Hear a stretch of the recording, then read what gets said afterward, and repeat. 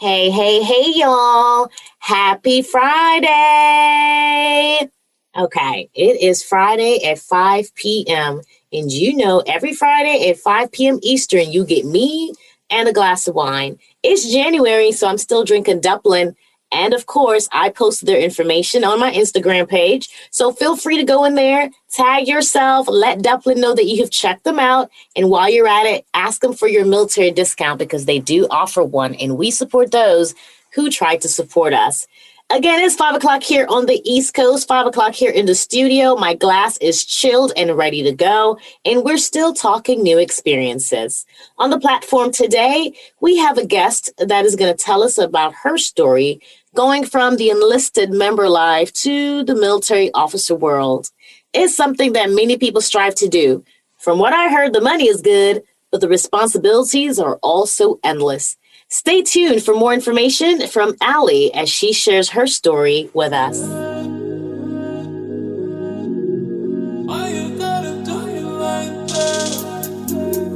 You're listening to Camouflaged Beauty, a podcast of shared experiences for military women.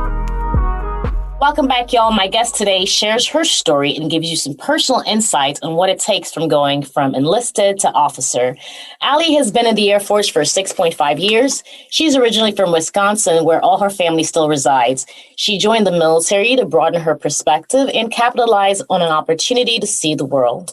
She, like many of us, likes new cuisines, spending time with her two dogs, reading motivational books, and being outdoors. Allie, welcome to the platform. How are you today? Thank you so much for having me on. I am doing great. I'm currently in Wisconsin, so it's freezing. Not like the lovely South Carolina weather, but I really appreciate having me be here. Absolutely. So let's talk about your transition from the enlisted side of the world to the officer side. How long were you enlisted? So I spent about 6 years exactly actually enlisted before I went to officer training school. And I did get to move around a lot. I spent about 2 years in Japan, 2 years in Ohio, and then 2 years in Nevada. Okay, great. So after all these years, 6 years of being enlisted, when did you decide that you were going to make the transition from the enlisted side of the house to the officer side? It started pretty young. As an airman at Kadena, I did have a flight commander who was a captain at the time, who was also pretty young. We had a good connection personally. He helped me a lot, and he was a good professional developer as well. And he recommended that I go to the academy. But at that time, I wasn't eligible because I was married already. So it's kind of something that was already in the back of my mind. I hadn't finished a degree yet. So the academy really was the only option at that point. I wasn't going to go to ROTC because I was overseas. But I didn't actually officially decide until about 6 months after I put on staff sergeant. So I did have another opportunity while I was at Wright Pat in Ohio, and I was just a senior airman then, but I got offered a base of preference from there, and they asked me to re-enlist. So instead of, picking a promotion, essentially, I decided to go with the move because seeing more of the United States and, traveling was more important to me at that time. So I waited till I got to Nellis to actually officially apply, and after finding out that I got accepted, which was super exciting, I actually got picked up for deployment. So that kind of, that foregoes OTS, so I ended up getting a deployment under my belt as well. So it was definitely a good choice for me to wait. Okay, great. So you think that was a sweet spot for you around 6 years. You've had the opportunity by that time to not only be an airman and come up in the ranks, but then to become an NCO, to deploy, to PCS a few times. And then you feel like all those things considered helped your decision, and that was the right timing. Yes, I think it was perfect timing. I would not have done it any sooner looking back. And I don't think I would have waited any later just based on the ebb and flow of how many people get selected. Because I was part of the big class where they were taking pretty much everyone because they needed more officers. So I got lucky there being part of the influx group. So yeah, everything pretty much fell right into place. So I got to gain a little experience, maturity, and then obviously, being in for 6 years, you merit the additional pay, which I think is good. If you're going into the same career field, you kind of merit it because you already have that experience under your belt. So I think, waiting was definitely the best choice. Absolutely. So let's get down to the dirty and the fun part that I think all the listeners are interested in. How was OTS in comparison to the basic training experience? It was extremely unique. Basic training, I wouldn't say that basic training was tough for me. I didn't find it difficult. But it was a lot more structured. So when you get to OTS, not only are you, especially the prior enlisted, so you've already been doing this military stuff stuff for a while. You think everyone knows what you're talking about and that kind of thing, but you're also staying in co-ed dorms. You get, like a bunk, and you have 4 roommates and 2 bunks in a room instead of like an open bay situation. You got to figure out how to share your bathroom. So it's a small space. So the living situation is, I guess, where I would start with, depending on what your comfortability level is. I definitely did not go. I went to college, but I did not stay in a dormitory in college. So that was probably the toughest part of the experience for me, was sharing that space with people who were young adults. Now it's not like I'm 18 anymore and I'm, being told what to do. I'm expected to just, be an adult on my own without being asked. So that's kind of where it starts. And then after that, just a couple weeks in, it's student leadership. So at that point, and that's where a lot of the not so junior airmen and NCOs who were crossing over from enlisted struggled, was listening to peers who were, just appointed leaders, not for any specific reason. They usually pick, the shyer people to be the class leaders for different weeks. And you're expected to listen to them because they're being graded on how well you follow.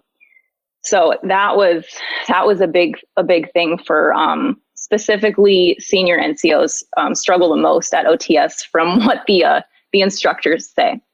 And that is, it's because they have all that experience. They don't necessarily want to listen to the college graduate or one see 2 days ago. So that was a unique part of it. And then the overwhelming amount of work that they give you. They're trying to give you too much, pretty much, to make you fail. Militaristically, just kind of giving you a rundown of what certain acronyms are before they just use them. I felt like at basic training, it was kind of just like they throw everything at you, but don't explain it. 'Cause at OTS, they're going to tell you what it is and then expect you to remember it. So if they have to repeat themselves, it's kind of like that. They give you the information up front, but if you can't remember and you fall behind, then that's kind of on you.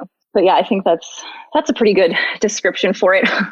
Overwhelming and then difficult to mold into a group if you don't already have that.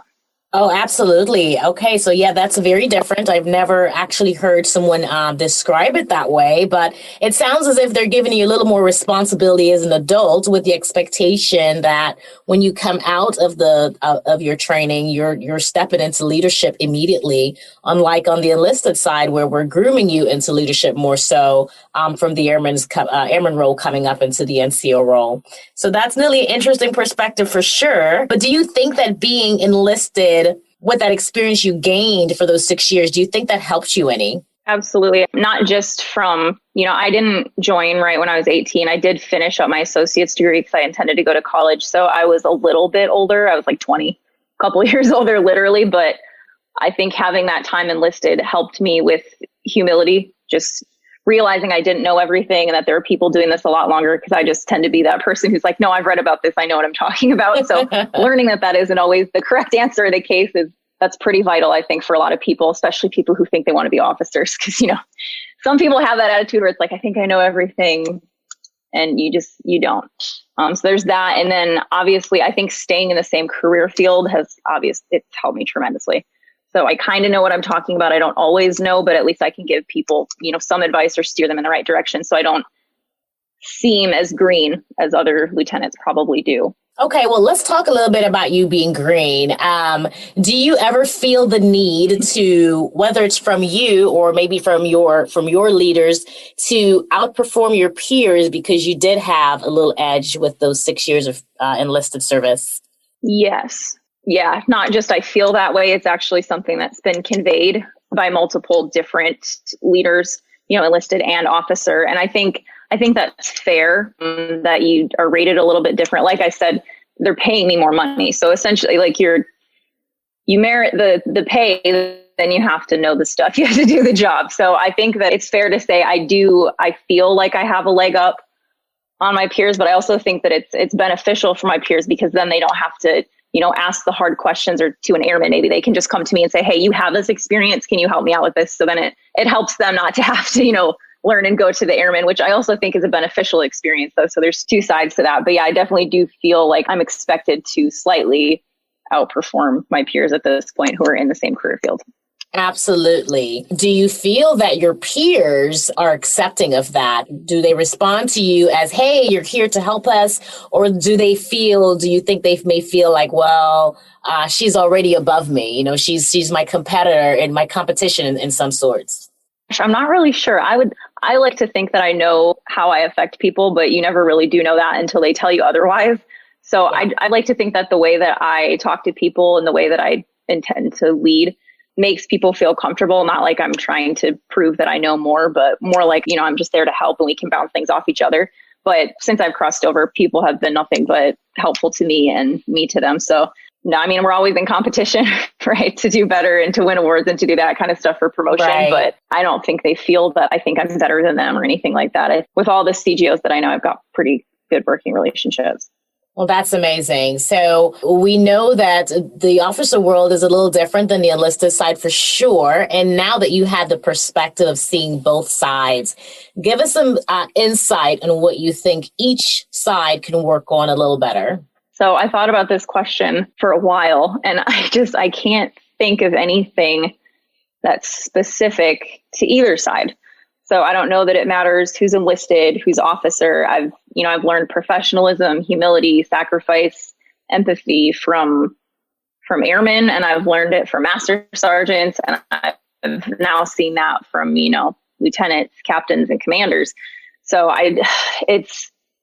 if I had to drill down and pick two things, I would definitely say that most of, and I hate generalizing, most of the officers that I met while enlisted who were younger, like me now, younger in the ranks, could have benefited from more humility, like I said before, and not thinking that they know everything. Don't be afraid to ask questions. Everyone doesn't know everything, and we know you're brand new, so it's not a secret or anything. So I think that's probably what I'd pick for officers to learn. And then for enlisted, yeah, it's hard on that one. I can't think of one. Maybe some people could say professionalism, not being so casual, but I would say that's more of a cross branch experience that I have in working with the Army, not so much from the Air Force, because the Air Force is really, I think both officers and enlisted have shown me tremendous amounts of professionalism and kindness. It's a good branch to be in. So good. I think that's probably what I'd say for that one. Well, you came over pretty young, and I'm sure because you're in the same career field, you're going to run into those folks that were once your peers. How do you think supervising those people who were once your peers, how do you think that experience is going to be? So I've already run into some of that, mostly virtual, just because COVID and other things, I haven't gotten to face with these people. Right. And I'm actually, I've run into them in my own squadron. So it feels pretty natural for me, honestly. I think part of my decision to cross over was because I've always felt not more mature, not even older, but just in a different level and a different facet than my peers. Whereas it was more like a friend working relationship. I've always been more professional development, motivating my peers to do better, be better. So I just felt like my role with my peers was actually more of a leadership role to begin with. So it feels pretty natural. I know that there probably will be situations where I run into people who are like good friends and maybe they're still enlisted. I really don't know what that dynamic is going to look like depending on the type of friend they were to me when I was enlisted. But it feels like what I'm supposed to be doing. That's awesome, ma'am. And so now you're also going to lead those who once led you. That perspective in itself has got to be different because there's going to be some old crusty senior NCO who remembers you as airman that now they have to salute sharply and trust your decisions. How do you feel about that? So that I also feel pretty comfortable about just because it's the kind of person that I've always been. So even as an airman or as a lieutenant, I've always, I've solicited that candid feedback. I enjoy just having utter honesty between me and my peers, me and my subordinates, me and, you know what I mean? So I think that that's also been a really comfortable transition. It's refreshing to be able to speak candidly to someone who was once a leader. Whereas, when you're really junior in the ranks, you're an airman talking to master sergeant, it's like, oh my gosh, should I say it like this? Should I not? Can I ask them that? Mm-hmm. Now it's kind of like, well, I'm going to ask them that because it's something I need to know. As long as, you know what I mean? If it's professional, then it's something we can discuss. So absolutely. Yeah, I enjoy it a lot. I think I get most of my very best feedback and ideas and stuff. It definitely comes from the senior NCO level for the most part. Absolutely. So besides the money, right? Because a lot of people are trying to cross over to the other side because the money is good. It's a great financial investment in your future. What has been the best side of the officer life so far? really, I think even better than the money, if it were a factor, like you said, I think is the freedom. So it kind of goes along the lines with what I was just talking about with being an airman and trying to convey to senior NCOs what you're trying to learn and what you think and put your ideas out there. The freedom to just really be yourself and convey your own style of leadership and your theories, what you think is important, because, and the Air Force does a good job with this as a whole, just making people comfortable to just be who they are. And I think we need more of that, because the best leaders that I've experienced, mostly, deployed areas, stuff like that, where people feel more comfortable because they're closer to the people they're working with. I feel like I can convey stuff like that on the regular now. And I think it gives people more ideas about how they want to lead. It makes them feel more comfortable with you and they feel happier to be at work. So I think that's probably the best thing that's come out of it. Because as an airman, while I was quite outspoken, I was trying to fit a mold. I was trying to be what the military kind of showed me I should be. And now I'm like, well, maybe the military can benefit from what I think a leader should look like. So I think that's probably the best thing for me. Perfect. All right, ma'am. Any final thoughts for our ladies listening who may be interested in making that transition? Any words of wisdom for them today? I think the best advice that I can offer is advice that I actually got. And I think I want to say it was from a superintendent, so senior master sergeant who'd been in for a while, who'd considered crossing over.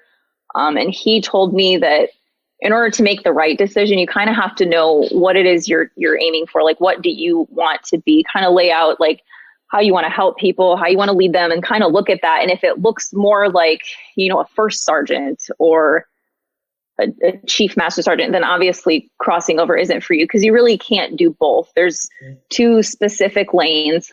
It's hard to even pinpoint what exactly differentiates those, but I think you realize very shortly after getting to OTS, or very shortly after getting to your first duty station as a lieutenant, that probably staying enlisted was the route for you, because it's a different feel.